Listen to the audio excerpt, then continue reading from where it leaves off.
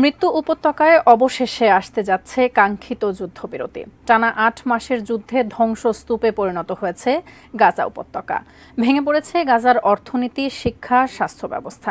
খাদ্যের অভাবে দুর্ভিক্ষ পরিস্থিতি। বারবার ভেস্তে গিয়েছে শান্তি আলোচনা। যুক্তরাষ্ট্রের ভেটোর কারণে যে যুদ্ধবিরতি কার্যকর হয়নি এর আগে, এবারে সেই যুক্তরাষ্ট্রের উদ্যোগেই পাশ হলো যুদ্ধবিরতির প্রস্তাব। হঠাৎ যুক্তরাষ্ট্রের এই ইউটার্ন কেন?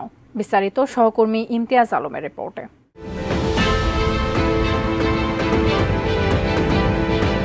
জাতিসংঘের নিরাপত্তা পরিষদে মার্কিন প্রেসিডেন্ট জো বাইডেনের দেওয়া গাজায় যুদ্ধবিরতির প্রস্তাব সোমবার পাশ হয়েছে।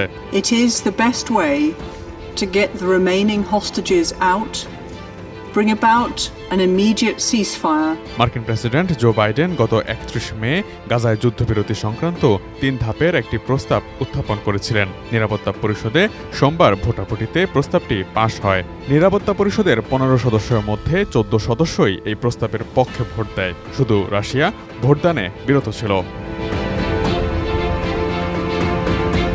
ইসরায়েল ও হামাসকে অবিলম্বে যুদ্ধবিরতির প্রস্তাব মেনে নেয়ার আহ্বান জানিয়েছেন জাতিসংঘে নিযুক্ত যুক্তরাষ্ট্রের দূত লিন্ডা থমাস গ্রিনফিল্ড। যুদ্ধবিরতির এই প্রস্তাবকে নতুন সুযোগ বলেও অভিহিত করেছেন তিনি। To take the ceasefire deal and urges both parties to fully implement the deal's terms without delay and without condition. নিরাপত্তা পরিষদে পাশ হওয়া যুদ্ধবিরতির প্রস্তাবকে স্বাগত জানিয়েছে ফিলিস্তিনের স্বাধীনতাকামী সংগঠন হামাস। এক বিবৃতিতে সংগঠনটি কিভাবে যুদ্ধবিরতির শর্তগুলো বাস্তবায়ন করা যায় সে বিষয়ে মধ্যস্থতাকারীদের সঙ্গে কাজ করার সদিচ্ছার কথাও জানিয়েছে। তবে এই প্রস্তাব পাশ হওয়ার পর চটেছে ইসরায়েল। জাতিসংঘে নিযুক্ত ইসরায়েলি প্রতিনিধি বলেছেন,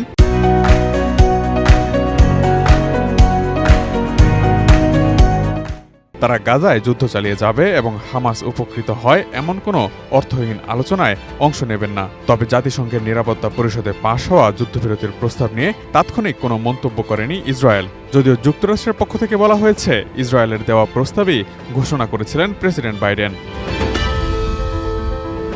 সোমবার এই প্রস্তাব পাশ হওয়ার পর জাতিসংঘে ইসরায়েলের প্রতিনিধি বেন নাফতালি বলেন, ইসরায়েল তার নীতির উপর অটল রয়েছে। যতক্ষণ পর্যন্ত জিম্মি উদ্ধার না হবে এবং হামাসের সামরিক ক্ষমতা বিলুপ্ত না হবে ততক্ষণ পর্যন্ত ইসরায়েল যুদ্ধ চালিয়ে যাবে। যুদ্ধের প্রথম দিন থেকেই এটি ইসরায়েলের লক্ষ্য ছিল। আমেরিকার প্রস্তাবে একটি পূর্ণ ও সম্পূর্ণ যুদ্ধবিরতি, হামাসের হাতে আটক জিম্মিদের মুক্তি, নিহত জিম্মিদের দেহাবশেষ ফেরত এবং ফিলিস্তিনি বন্দি বিনিময়ের শর্ত নির্ধারণ করা হয়েছে। আমেরিকার তৈরি করা খসড়া প্রস্তাবে ৩টি পর্যায়ে অন্তর্ভুক্ত রয়েছে। প্রথম ধাপে জিম্মি বন্দি বিনিময়ের পাশাপাশি স্বল্পমেয়াদী যুদ্ধবিরতি সম্পর্কিত। দ্বিতীয় ধাপে শত্রুতার স্থায়ীভাবে অবসান এবং গাজা থেকে ইসরায়েলি সেনাদের পুরোপুরি প্রত্যাহারের কথা বলা হয়েছে। তৃতীয় ধাপে যুদ্ধের কারণে ব্যাপকভাবে ধ্বংস হওয়া গাজার জন্য বহু বছরের পুনর্গঠন পরিকল্পনা রয়েছে।